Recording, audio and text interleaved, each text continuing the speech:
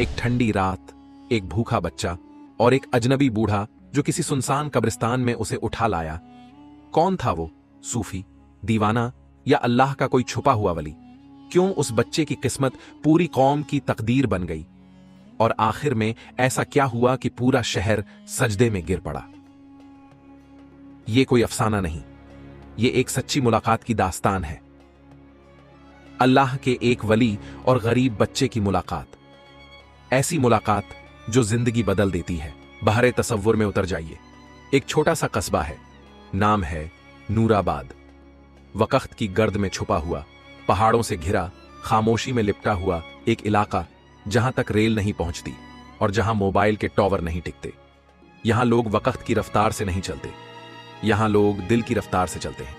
इस कस्बे में एक छोटा सा मकान था, मिट्टी और लकड़ी से बना हुआ। दीवारें जगह जगह से चटक चुकी थीं, बरामदे की लकड़ी चरमरा रही थी। इस घर में रहती थी एक बूढ़ी औरत, अम्मा मरियम पाव, और उसका नातवा गरीब पोता रहमान। रहमान मुश्किल से 10 बरस का होगा, चेहरा गर्द और गुर्बत से ढका हुआ, बाल बिखरे हुए, आंखों में एक अनकहा सुकून लेकिन अंदर से टूटा हुआ।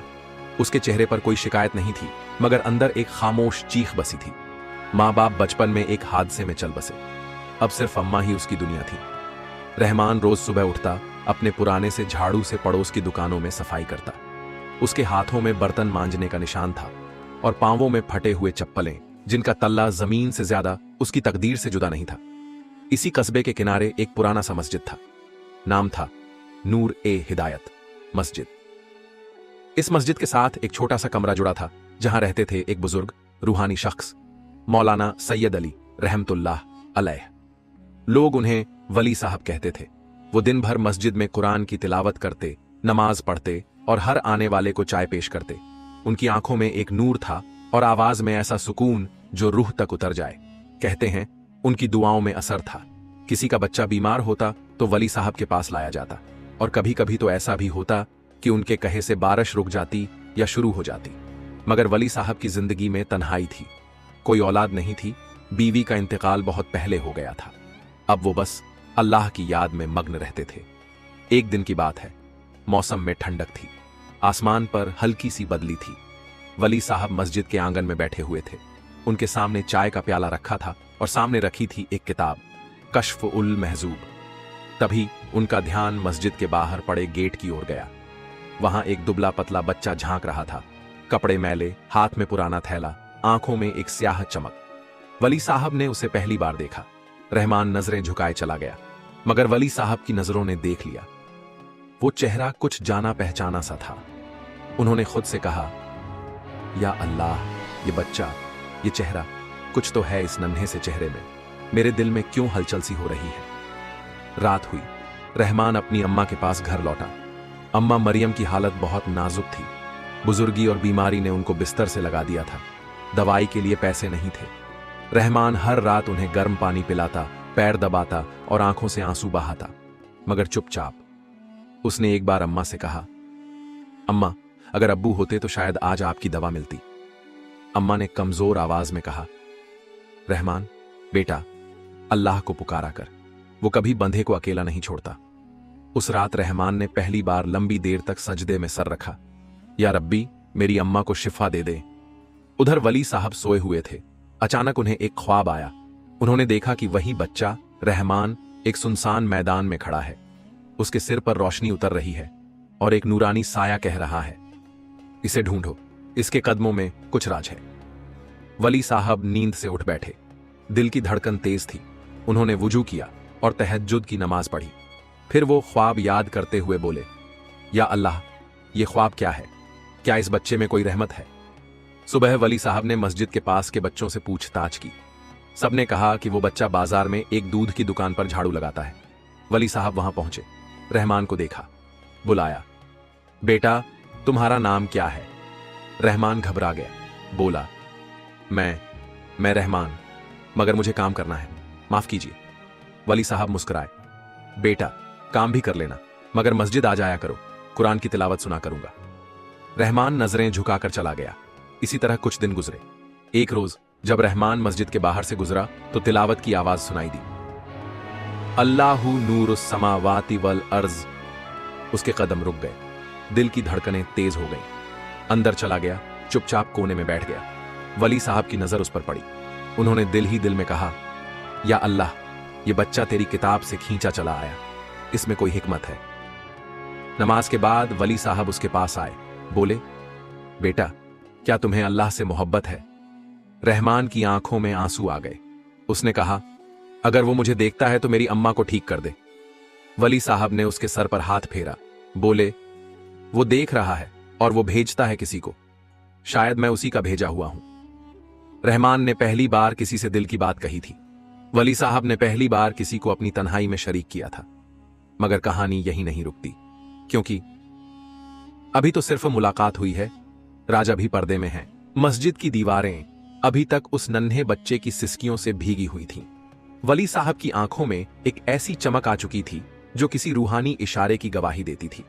उस रात रहमान मस्जिद से निकलते वक्त कुछ बदल चुका था। उसकी आंखों में अब भी आंसू थे, मगर उनमें एक उम्मीद का नूर भी शामिल हो गया था। रहमान अपने पुराने थैले को उठाए चुपचाप घर की तरफ चल पड़ा। रास्ता वही था, तंग गलियां, उखड़े हुए पत्थर और दीवारों पर पुराने पोस्टर जो बरसों से किसी ने नहीं बदले थे। मगर आज रहमान के कदम कुछ हल्के थे। उसके दिल में एक नया सा एहसास था। क्या यह वली साहब की बातों का असर था, या उस रूहानी हाथ की नरमी का जो उसके सर पर फिरा था? घर पहुंचते ही रहमान ने देखा कि अम्मा मरियम आंखें बंद किए हुए चुपचाप लेटी हुई थी। चूल्हा ठंडा था, पानी का मटका आधा खाली और कमरे में एक खामोशी सी पसरी हुई थी। मगर वो खामोशी अब उसे पहले जैसी भारी नहीं लगी। रहमान उनके करीब गया और बोला, अम्मा, आज एक बुजुर्ग मिले, बहुत अजीब हैं, जैसे उन्हें सब कुछ मालूम है। उन्होंने कहा, शायद मैं उसी का भेजा हुआ हूं। अम्मा ने बहुत धीमी आवाज में कहा, बेटा, शायद वही मदद है जो अल्लाह अपने वलियों के जरिए भेजता है। इतना कहकर अम्मा की आंखें फिर से बंद हो गईं, मगर रहमान को यकीन हो गया था कि वली साहब की बातों में कोई असर जरूर था। उस रात रहमान ने फिर सजदे में सर रखा, मगर इस बार उसकी आवाज में एक शिकायत नहीं, सिर्फ शुक्र था। उस रात वली साहब को फिर से वही बच्चा ख्वाब में नजर आया, मगर इस बार वो बच्चा तन्हा नहीं था। उसके पीछे सैकड़ों लोग खड़े थे, बूढ़े, नौजवान, औरतें और बच्चे। सबके चेहरे पे अंधकार था और रहमान की आंखों से रोशनी निकल रही थी। एक साया, नूरानी और तेजतर, कह रहा था, यह बच्चा रहमत की अलामत है, इसके आंसू कौम की मुसीबतें धो सकते हैं, इसकी मदद करो, इससे अपने आप को समझो। वली साहब नींद से उठे और वहीं बैठे बैठे कुरान खोला। पहली आयत जो नजर आई, वा युत इमुनत्ता आमा अला हुब्बिही मिस्कीनन व यतीमन व असीरा, और वो खाना खिलाते हैं अल्लाह की मोहब्बत में मिस्कीन को, यतीम को और कैदी को। वो फौरन समझ गए, अल्लाह उन्हें एक काम सौंप चुका है। अगली सुबह वली साहब ने मस्जिद के बाहर बैठकर रहमान का इंतजार किया। जब रहमान आया तो वो उससे बोले, बेटा, आज तिलावत के बाद तुम मेरे साथ बैठो, तुम्हारे साथ कुछ बात करनी है। रहमान थोड़ा घबराया, मगर कुछ खिंचा हुआ सा उनके पास बैठ गया। वली साहब ने उसे कुरान की एक छोटी सी सूरत, सूरतुल फातिहा, पढ़वाई। रहमान ने जैसे ही इहदिना सिरातल मुस्तकीम कहा, वली साहब की आंखें भर आईं। बेटा, तेरी आवाज में असर है। अल्लाह का नाम तुम्हारे लफ्जों से निकलता है तो मेरे सीने में सुकून उतरता है। कभी किसी ने तुम्हें कुरान पढ़ने को कहा था? रहमान ने सर झुकाकर ना में सर हिलाया। कभी किसी ने इतना करीब से सर पे हाथ फेरा भी नहीं। वली साहब ने उसका हाथ थामा और बोले, अब तुम्हें सिर्फ मैं नहीं, अल्लाह सिखाएगा, मगर एक शर्त है, अपनी मां की खिदमत कभी मत छोड़ना। रहमान ने पहली बार मुस्कुराहट के साथ सर हिलाया। उस रोज जब रहमान घर लौटा तो हैरत से देखा कि अम्मा मरियम उठकर बैठी थीं। चेहरा थोड़ा सा रंगत लिए हुए और आवाज में थोड़ी सी ताजगी थी। उन्होंने कहा, बेटा, आज अजीब ख्वाब आया। मैंने देखा कि एक नूरानी बुजुर्ग मेरे ऊपर कुछ पढ़ रहे हैं और मुझे सुकून मिल रहा है। रहमान को यकीन हो गया वो वली साहब ही थे। उसी शाम अम्मा ने 2 चम्मच दाल भी खाई। महीनों बाद नूराबाद एक छोटा कस्बा था जहां एक बात जंगल में आग की तरह फैलती थी। कुछ लोगों ने देखा कि वली साहब अब मस्जिद में एक गरीब बच्चे को अपने करीब रखते हैं। कुछ ने कहा, यह बच्चा मामूली नहीं, वली साहब इसे बहुत अजीब नजरों से देखते हैं। दूसरे बोले, कहीं यह बच्चा कोई करामती ना निकल जाए। पहले भी कुछ बच्चों में खास कुव्वत होती है। मगर कुछ ऐसे भी थे जिन्होंने जलन में कहना शुरू किया, वली साहब अब बूढ़े हो चले हैं, अब बच्चों पर ध्यान देने लगे हैं। अजीब बात है, वली साहब ने किसी को कोई जवाब नहीं दिया। वो जानते थे ये रास्ता फूलों से नहीं कांटों से भरा है। वली साहब ने एक दिन रहमान से पूछा, बेटा क्या तुम रातों को सोते नहीं हो? रहमान चौंका। जी, मैं कोशिश करता हूं मगर नींद नहीं आती।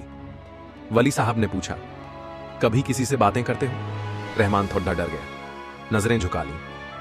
हाँ, कभी कभी, मगर अम्मा समझती है मैं सो रहा हूं। वली साहब ने नरमी से पूछा, किससे बात करते हो? रहमान रुका और बहुत धीमी आवाज में बोला, कोई आता है सफेद लिबास में, कहता है डर मत, एक दिन सब ठीक होगा। वली साहब का जिस्म कांप गया। यह वली के इल्म में आने वाला पहला रूहानी सुराग था। उसी हफ्ते वली साहब को मस्जिद कमेटी ने बुलाया और कहा, मौलाना आपने मस्जिद को बच्चों की पनाहगाह बना दिया है, लोग सवाल कर रहे हैं। वली साहब ने बहुत सुकून से जवाब दिया, अगर अल्लाह के घर में यतीम ना आ सकें तो फिर वो कहां जाए। मगर लोगों की सोच बदलना इतना आसान नहीं था। रात के पिछले पहर वली साहब को फिर ख्वाब आया।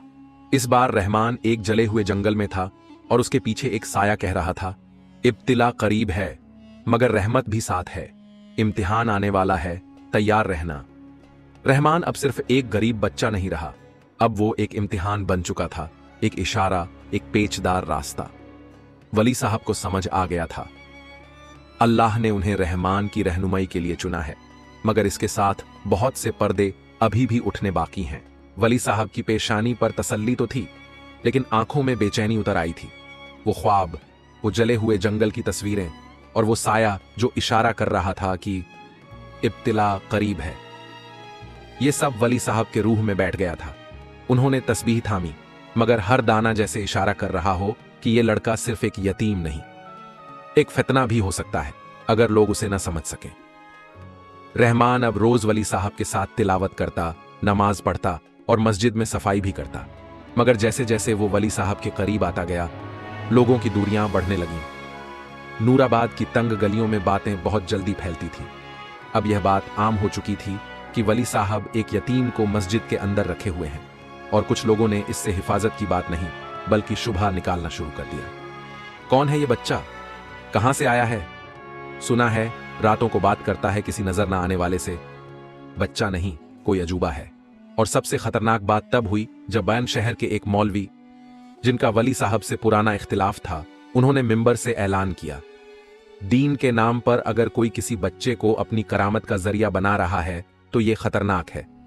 मस्जिद को ऐसे अफराद से पाक किया जाए। एक रात रहमान अम्मा के बिस्तर के करीब बैठा था। अम्मा की सांसें फिर से भारी हो चुकी थीं। रहमान ने बुखार से कांपती अम्मा के पांव सहलाए और पहली बार पूरी तवज्जो से वली साहब की सिखाई हुई दुआ पढ़ी, अल्लाहुम्मा अशफी फंतशाफी ला शिफा इल्ला शिफाओं का। और उसी लम्हे अम्मा ने एक गहरी सांस ली और उनकी आंखों में अचानक नूर की सी एक चिंगारी जगी। रहमान, बेटा, बुखार उतर गया है, मुझे भूख लग रही है। यह सुनकर रहमान का दिल धड़क उठा और इसी लम्हे वली साहब दरवाजे पर थे, मुस्कुराते हुए। बेटा, जब इखलास से निकले अल्फाज अल्लाह तक पहुंचते हैं तो शिफा उतरती है। यह पहला वाकया था जिसमें रहमान के लफ्जों से शिफा नजरों से दिखाई दी। इसी वाकया के चंद दिन बाद कुछ मोहल्ले की औरतें मस्जिद के बाहर जमा हुईं। एक बच्चा मस्जिद में रहता है, यह शरीयत के खिलाफ है। अगर आज वो बच्चा है, कल कोई और क्यों नहीं आएगा? मस्जिद को बाल मजार बनाना है क्या? वली साहब ने दरवाजे पर आकर जवाब दिया, अगर मस्जिद में किसी यतीम को पनाह देना गुनाह है तो मुझे पहले ही निकाल दो। मगर अफसोस, लोगों के दिलों पे अब अस्याह शक के बादल फन मंडरा रहे थे। इम्तिहान का वक्त करीब था और वह तब आया जब कस्बे के मदरसे के एक छात्र की तबीयत बिगड़ गई। कुछ लोगों ने सीधे वली साहब की तरफ उंगली उठाई। रातों को मस्जिद से अजीब आवाजें आती हैं, क्या पता वली साहब और उस बच्चे ने कुछ पढ़ाई ना की हो। और अगले दिन एक शिकायतनामा तैयार हो गया। उस पर दस्तखत थे 14 लोगों के। शिकायत थी, मस्जिद के अंदर जादू टोना, नजरों की तालीम और एक संदिग्ध बच्चे को रखकर नए फिरके की बुनियाद रखी जा रही है। वली साहब को हटाया जाए। वली साहब को कस्बे की जामे मस्जिद की मजलिस ने बुलाया। वहां लोग बैठे थे और सवालात की बौछार शुरू हो गई। आपने मस्जिद को एक लड़के का घर क्यों बनाया? क्या आप मानते हैं कि उसमें कोई करामत है? आप उसे कुरान क्यों पढ़ा रहे हैं जब उसे कोई तालीम नहीं मिली? वली साहब ने सिर्फ एक बात कही, मैं उस बच्चे की खिदमत नहीं कर रहा, बल्कि अल्लाह के हुक्म की पैरवी कर रहा हूं। अगर वो बच्चा मुझसे सीखता है तो अल्लाह उसे सिखा रहा है। लेकिन मजलिस को सुकून नहीं आया। मजलिस ने ऐलान किया, या तो आप रहमान को मस्जिद से दूर करें या खुद इस्तीफा दें। यह वो लम्हा था जहां आसमान तक झूम गया। रहमान चुपचाप दरवाजे पर खड़ा था, आंखों से आंसू टपक रहे थे। वो पहली बार खुद को बोझ समझने लगा। मगर वली साहब ने कदम उठाया, रहमान के पास गए, उसका हाथ थामा और सबके सामने ऐलान किया, अगर रहमान को मस्जिद से निकालना है तो मुझे भी साथ निकालिए, मैं इस बच्चे को अकेला नहीं छोड़ूंगा। और वली साहब ने मस्जिद की चाबियां वहीं रख दी। उस रात वली साहब और रहमान दोनों मस्जिद के बाहर थे। आसमान साफ था, मगर जमीन पर गहराई का अंधेरा। वली साहब ने रहमान से कहा, अब असली सफर शुरू हुआ है बेटा। वली साहब ने रहमान को लेकर एक वीरान जगह की तरफ रुख किया। पुराना कब्रिस्तान। वहां एक टूटी हुई सराय थी जिसमें जमाने पहले कुछ मुसाफिर रुकते थे। अब वहां कोई ना आता था, कोई ना ठहरता था। यहीं कुछ दिन कयाम करते हैं, वली साहब ने रहमान से कहा। मगर ये तो कब्रिस्तान है वली साहब, डर नहीं लगता? वली साहब मुस्कुराए। जिसे अल्लाह की याद हो उसे मौत से डर नहीं लगता, और जो अल्लाह का वली हो वो तो मौत से भी दोस्ती करता है। उस रात रहमान नींद से जगा। उसकी आंख खुली तो बाहर कोई आवाज आ रही थी, जैसे कोई गुनगुना रहा हो। वो उठा और बाहर गया। वहां वली साहब सजदे में थे, सर्द जमीन पर आसमान की तरफ रोते हुए। या रब, अगर ये बच्चा मेरा इम्तिहान है तो मुझे सब्र दे। अगर ये तेरी नज्म का हिस्सा है तो मुझे सलीका दे, और अगर इसमें करामत रखी है तो उसे गुमान से महफूज रखना। रहमान ने यह सुनते ही सजदे में झुककर दुआ की, या अल्लाह, अगर मैं बोझ हूं तो उठा ले, मगर मुझे वली साहब से जुदा न करना। उस रात दोनों के आंसू एक ही जमीन पर गिरे। दूसरे दिन जब सूरज निकला, एक अजीब वाकया हुआ। एक बूढ़ा शख्स 2 लकड़ियों के सहारे वहां आया। उसके साथ एक नौजवान लड़का था, बीमार, कांपता हुआ, आंखें सफेद हो चुकी थीं। हुजूर, सुना है आप अल्लाह के वली हैं। मेरे बेटे को कुछ हो गया है। न डॉक्टर काम आया, न दवाई। वली साहब ने कोई दावा नहीं किया। उन्होंने रहमान को बुलाया, बेटा चलो मिलकर सूरह फातिहा पढ़ते हैं, अगर अल्लाह चाहेगा तो करम करेगा। रहमान ने अपने कांपते हाथ उस नौजवान के माथे पर रखे और बहुत ही मासूम लहजे में पढ़ा, अल्हम्दुलिल्लाहि रब्बिल आलमीन। पढ़ते ही वो लड़का हिचकी भरकर उठ बैठा और उसकी आंखों की सफेदी लौटने लगी। बूढ़े की आंखों से आंसू बह निकले। उसने रहमान के पांव छू लिए। तू फरिश्ता है, वाकई कोई करामत है तुझमें। मगर वली साहब ने तुरंत टोका, नहीं, करामत नहीं, ये इखलास है जो अल्लाह तक पहुंच गया। तीसरे दिन शाम को मौसम बदल गया, मगर यह बारिश पानी की नहीं थी, इब्तिला की बारिशन थी। कस्बे से 2 अफराद वहां पहुंचे, मजलिस से भेजे गए। वली साहब, आपने मस्जिद छोड़ी थी, मगर अब अफवाह फैल रही है कि आप कब्रिस्तान में जादू टोना कर रहे हैं। बच्चे से लोग ठीक हो रहे हैं, ये शरीयत से बाहर है। आपके खिलाफ शहरी फतवा जारी करने की बात चल रही है। वली साहब खामोश रहे। सिर्फ एक बात कही, जब यूसुफ अलैहिस्सलाम पर इल्जाम लगे तब भी हक जीत गया था। मैं भी यकीन रखता हूं कि अल्लाह का वादा सच्चा है। रात को रहमान ने एक ख्वाब देखा। कुरान के पन्ने खुलते जा रहे हैं और हर पन्ने पर एक नाम लिखा है, इम्तिहान। उसने वली साहब से पूछा, क्या कुरान भी मेरा इम्तिहान लेगा? वली साहब ने जवाब दिया, कुरान इम्तिहान नहीं लेता बेटा, वो तुम्हें इम्तिहान से निकालता है, लेकिन पहले उस पर यकीन करना पड़ता है। उस दिन से रहमान ने हर रोज एक रुकू तिलावत करना शुरू कर दिया। कुछ ही दिन बाद हालात और संगीन हो गए। कस्बे से हुक्म आया कि वली साहब को शहर छोड़ना होगा, वरना उन्हें गिरफ्तार किया जा सकता है। वली साहब ने रहमान से कहा, चलो बेटा, हमें सफर पर निकलना होगा, रहमत की तलाश में। रहमान ने पूछा, मगर कहां जाएंगे? वली साहब ने आसमान की तरफ देखा, जहां अल्लाह रास्ता दिखाएगा। वो दोनों जंगलों से गुजरे, रास्तों से गुजरे, कहीं पेड़ के नीचे सोए, कहीं पत्थर पर सर रखा। एक रात बहुत सर्दी थी और खाना न था। रहमान ने बुखार में कांपते हुए वली साहब से कहा, मुझे बहुत ठंड लग रही है। वली साहब ने अपने जामे का टुकड़ा फाड़कर उसे उड़ाया और खुद नंगे कांधों के साथ जमीन पर लेट गए। उस रात रहमान ने एक ख्वाब देखा। एक दरवाजा खुल रहा है और नूर से भरी हस्ती कहती है, तू सच्चे लोगों के साथ है, डर मत, अल्लाह पास है। आखिरकार वो एक बस्ती पहुंचे, सरफराज नगर। वहां की मस्जिद के इमाम ने जब वली साहब को देखा, पहचान लिया। आप वही वली हैं ना जिनके साथ करामात की खबरें हैं? हाँ, मगर मैं कोई करामती नहीं, सिर्फ एक मुसाफिर हूं। वहां कुछ दिन तक इबादत हुई, तिलावत हुई, लोग आने लगे। रहमान से भी तिलावत सुनने लोग आने लगे। मगर अफसोस, वहां भी कुछ लोग थे जिनके दिलों में असदार था। एक रात जब रहमान मस्जिद में सो रहा था, दो अजनबी अंदर घुसे। उन्होंने रहमान को उठाने की कोशिश की, मगर जैसे ही हाथ बढ़ाया, तिजारती गिलाफ से कुरान गिरा और उसके अंदर से तेज रोशनी निकली। वो दोनों चीखते हुए भाग गए। सुबह जब वली साहब को बताया गया, उन्होंने सिर्फ इतना कहा, जब तक अल्लाह का कलाम साथ है, कोई कुछ नहीं बिगाड़ सकता। और अब एक नई खबर आई। कस्बे के एक आदमी ने सरफराज नगर आकर खबर दी, तुम्हारी अम्मा ने तुम्हारे लिए एक पैगाम छोड़ा है, वो अब इस दुनिया में नहीं रही। रहमान वहीं गिर पड़ा, उसका जिस्म कांप उठा। वली साहब ने उसे सीने से लगाया। अम्मा का लिखा हुआ था, मेरे रहमान, अल्लाह तुझसे बड़ा काम लेगा। दुनिया तुझे नहीं समझेगी, मगर तू अल्लाह को ना छोड़ना। अगर मेरी मौत तुझे रास्ता दिखा सके तो समझना मेरा आखिरी सजदा कबूल हो गया। वली साहब ने उस रात रहमान को सीने से लगाया और कहा, अब तू अकेला नहीं बेटा, अम्मा की दुआएं तेरे साथ। शब की तन्हाई में रहमान अम्मा का खत सीने से लगाए बैठा था। आंसू सूख चुके थे, मगर दिल में एक तूफान मचल रहा था।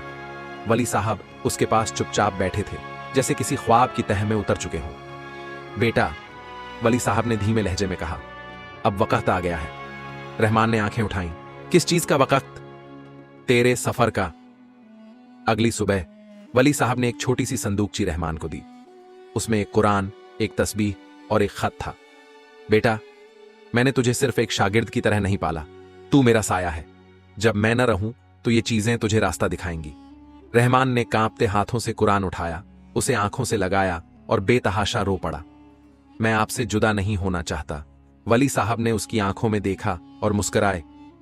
बेटा, जो अल्लाह के वली से मोहब्बत करता है वो कभी जुदा नहीं होता, बस एक पर्दा आ जाता है। उसी शाम जब वो दोनों एक मदरसे के बाहर रुके हुए थे, अचानक कुछ लोग घोड़े और तलवारें लिए वहां पहुंचे। वही लोग जिन्होंने पहले रहमान को उठवाने की कोशिश की थी। काफिर वली, तू बच्चों को बहकाता है, झूठी करामात फैलाता है, आज तुझे सबक सिखाएंगे। वली साहब ने रहमान से कहा, छुप जाओ अंदर और सिर्फ हस्बुनल्लाहु व निमल वकील पढ़ते रहो। रहमान अंदर चला गया और सजदे में गिर पड़ा। बाहर वली साहब ने कोई हथियार नहीं उठाया, उन्होंने बस आसमान की तरफ हाथ उठाया। या रब, अगर इनका जुल्म मेरे हिस्से में लिखा है तो मुझे कबूल है, लेकिन मेरे बेटे को बचा ले। उसके बाद सिर्फ तलवारों की आवाज आई और फिर खामोशी। जब रहमान बाहर आया, वली साहब जमीन पर थे, लहू में डूबे हुए। उनके होठों पर आखिरी अल्फाज थे, अल्लाह, मेरा रहमान, तेरी अमानत है। जब लोगों को वली साहब की शहादत का पता चला तो पूरी बस्ती नम हो गई। जिन लोगों ने इल्जाम लगाए थे वो शर्मसार थे। रहमान ने खुद उनका जनाजा पढ़ाया। उसकी आवाज कांप रही थी, मगर इमाम की तरह बुलंद थी। ऐ मेरे उस्ताद, ऐ अल्लाह के वली, आज तुझे जमीन में उतारा गया, मगर तेरा नाम आसमान तक पहुंच गया। कई साल बीत गए। अब रहमान 18 साल का था। उसका चेहरा नूर से दमकता, आवाज में अल्लाह की कशिश और अंदाज में वली साहब की झलक। वही मदरसा जो कभी वीरान था, अब आबाद हो चुका था। हजारों बच्चे वहां पढ़ते और हर सुबह वो एक ही बात कहते, हमें वली साहब और रहमान की तरह बनना है। आखिरकार रहमान को एक चिट्ठी मिली। मक्का की एक जमातपुस ने उसे बुलाया इमामत के लिए। वो सफर पर निकला और जब हरम पहुंचा, सजदे में गिर पड़ा। या रब, मैंने तुझे देखा नहीं, मगर तेरा नूर हर सफर में मेरे साथ था। सबक 1, असल वली वो है जो इल्म और इखलास से रास्ता दिखाए, न कि करिश्मों से। 2, गरीबी, तन्हाई और दुख ये अल्लाह के करीब कर देते हैं। 3, अल्लाह जब किसी को चुनता है तो उसे पहले आजमाता है। 4, हर आंसू एक दुआ बन सकता है, बस यकीन चाहिए। 5, अगर तुम्हें कोई वली मिले तो उससे अल्लाह का रास्ता मांगो, उसका चेहरा नहीं। या अल्लाह, अगर तूने हमें किसी वली से मिलाया तो हमें इखलास अता फरमा, हमें दिखावे, हसद और गुमान से महफूज फरमा। हमें ऐसा दिल दे जो रहमान की तरह हो, टूट कर भी तेरा हो जाए, और ऐसी नजरों से देख जो वली साहिब की तरह रोशनी बांट सके। आमीन या रब्बुल आलमीन। वीडियो को लाइक बांध करें ताकि हमें और हौसला मिले। अपने दोस्तों और परिवार के साथ शेयर करें ताकि और लोग भी इस वाकया से सबक ले सकें। चैनल को सब्सक्राइब बाउंस करें और बेल आइकन को दबाएं ताकि आप हमारी नई कहानियों को मिस न करें। कमेंट में बताइए कि इस वाकया ने आपको क्या सबक दिया। लॉग और आपको स्क्रीन पर हमारी वीडियो दिख रही होगी, उससे भी देखें और कुछ अच्छा सीखें। जल्दी मिलते हैं एक और नई इबरतनाक इस्लामिक कहानी के साथ। अल्लाह हाफिज।